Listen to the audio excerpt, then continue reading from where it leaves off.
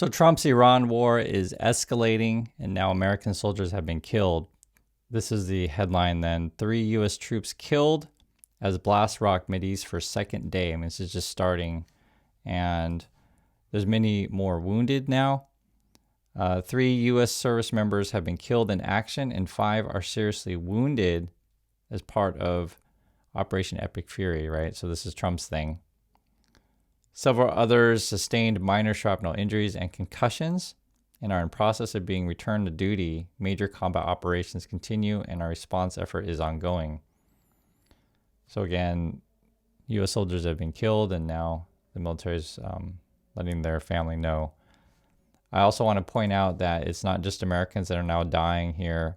It's all over. I mean, it's escalating. It's multiple countries. You can see this. Israel, 9 killed, 121 injured. Iraq, 2 killed, 5 injured. Iran, 201 killed, 747 injured. Kuwait, 1 killed, 32 injured. Bahrain, 4 injured. Qatar, 16 injured. UAE, 3 killed, 58 injured. Oman, 5 injured. And it's hard to even know if this is accurate. I'm sure it's worse than this. I'll just be frank with you guys. Then I'm seeing escalations today. Israel is calling up 100,000 reservists, and I think this might be in addition to the 50,000 already called up. I can't even.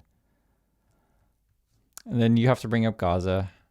Tens of thousands have been killed there. Al Jazeera is saying more than 70,000. I'm bringing that up because this has been the killing has been going on for a long time. I don't talk about it every day on the channel, but it is important to mention like how ugly this whole thing is, and nothing's going to come good from this. I'm telling you. The attacks are all over. I mean, you can see this is all over Iran. If you want to talk about the region, reported explosions, U.S. And Israeli airstrikes, Iran and proxies respond. And this is just day 2, and it's just all over. Nothing good comes from this. I don't know what to say, right? One side starts to lose lives, the other side wants to say, okay, we were revenging, for what you did, and okay, now we're going to revenge for what you did, right? And it's just going to go back and forth. You voted to give former President George W. Bush approval to go to war with Iraq back in 2002. Does Congress now need to vote to approve this war with Iran? No, I have no desire. I think the War Powers Act is unconstitutional. What are we doing here? But what's the difference? You voted to give George Bush authorization to go to war with Iraq. Because he came and asked. He came and asked. So does President Trump need to ask? They wanted the authority. No, that's what I'm trying to tell you. This is a military operation designed to eliminate threats that have existed against our country. What are the threats? Ballistic missile programs that were getting bigger, not smaller, an effort to reestablish a nuclear program that could threaten us in the region, an effort to keep the proxy network alive that has American blood on its hands. He was justified doing this. Every president before him talked about doing it. Okay. He actually did it. He has the legal authority to do it. All right, that's Lindsey Graham. He doesn't think you need Congress. I guess according to these people, Trump can just go start whatever wars. That's Lindsey Graham right there. The big lesson is do not mess with President Trump. I think President Trump has shown tremendous resolve and courage, and his words matter. And when people take his words lightly, they pay an immense price. That's over at Fox News. I'm going to tell you that you have to love Trump and you have to support the war. And I always say the same thing. If you do these things, and then I guess you should send all your money to Trump, and you should go personally. You should go personally. Lindsey Graham should go personally. He should send his kids, his grandkids, all his family should go if you truly believe in this stuff, right? And you know how it is. These people want to send your kids, want to send other people's kids. I think there's still got to be a case to the American people. And again, this was the guy that was going to keep us out of endless wars in the Middle East. I have a couple of follow-ups to some of the things you just said. First of all, you have access to intelligence that few other people have. The president said in the video he put out that there was a possibility that the Iranians could use missiles that could strike the American homeland. Senior administration officials said that the timing was chosen because they saw intelligence that the Iranians were going to launch preeminent strikes Did you see any of that information? The Iranians had been working on increasing their military capabilities. And remember, this was supposed to be military capabilities, at least on the nuclear front, that the president himself said were obliterated based upon the strike of 7 months ago. I saw no intelligence that Iran was on the verge of launching any kind of preemptive strike against the United States of America. None. None. So what are we doing? Trump says, "Oh, they're gonna attack us, so therefore we attack them first." That's what Trump says? And as you know, Trump and the Republicans are liars. I'll just be frank with you guys about this. And Warren's come out saying, "I didn't see any intelligence that they were gonna do anything," right? Like what are we doing? And now we're getting people killed. We're spending tax dollars. The whole thing is sick. And I don't want to just talk about only American lives, right? That's why I show you the map of multiple countries now, multiple wounded. The region is just escalating. This is a terrible situation. A key part of President Trump's campaign, and it included it in his inaugural address, was no more wars. And there are a number of Republicans who think that this is the opposite of what they voted for, that the president is breaking that promise. Tucker Carlson told ABC the president's decision to strike Iran is, quote, absolutely disgusting and evil.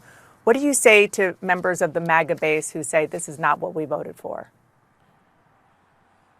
Well, Dana, I've been on the campaign trail all across Arkansas for the last 2 days, visiting with hundreds of Republicans. I haven't heard a single Arkansan express anything but unqualified support for President Trump and for his decision to finally put America's foot down and end 47 years of terror and revolutionary violence by the Islamic Republic against the United States and our citizens. And I suspect you'll see overwhelming support from elected Republicans in the Congress who are answerable to our voters in places like Arkansas and states all across the country when we're back. So according to this dude, Tom Cotton, he's like, well, Republicans are going to vote for it and Republicans are all behind board this. Well, then you should send all your kids, send all the Republicans and send all the people who support this. You should go send all your tax dollars and send all your kids. And you personally should go if that's what you want to go do, right?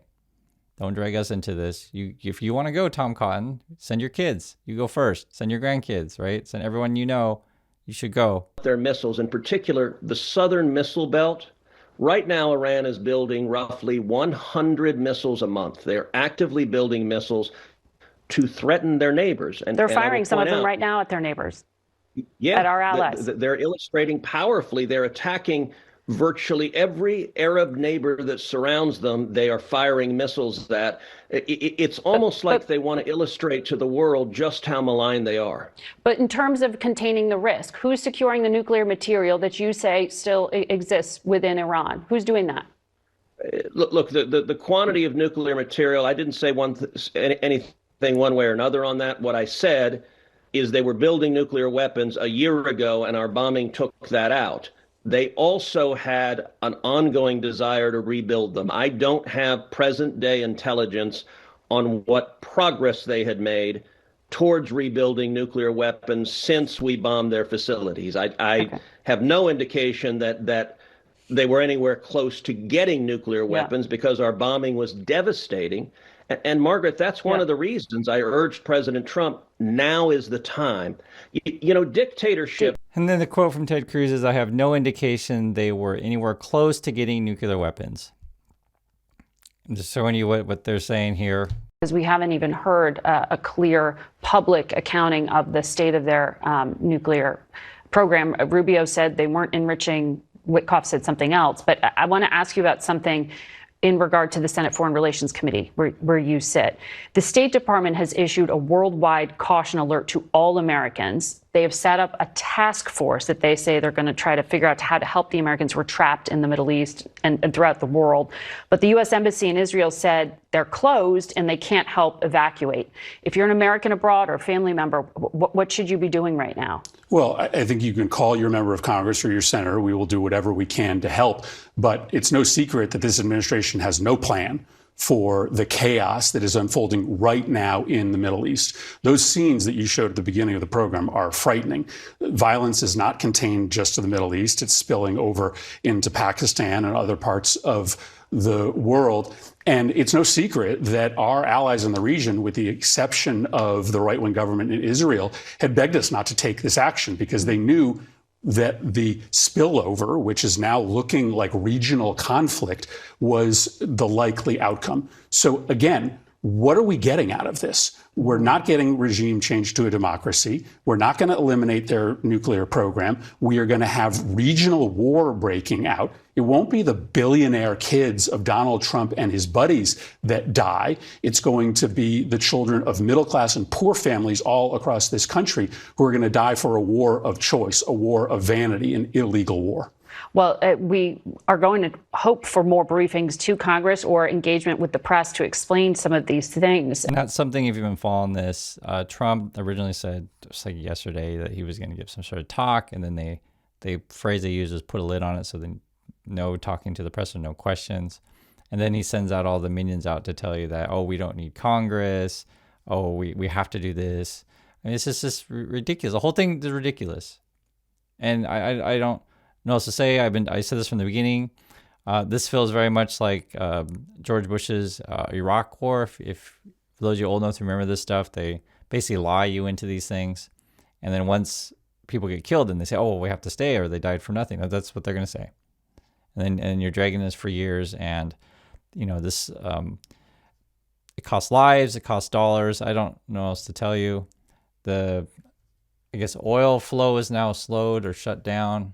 If you want to talk about that, Iran conflict, oil flows through Strait of Hormuz, Hormuz, dry up. At least 4 to 5 people killed on Sunday. I'm just, it's hard to keep track of all the stuff that's happening, but I'll just show you this. It's important. It's not just Americans that are being killed. It's multiple countries. That's my thoughts on this, and I'll keep you updated if I hear anything else.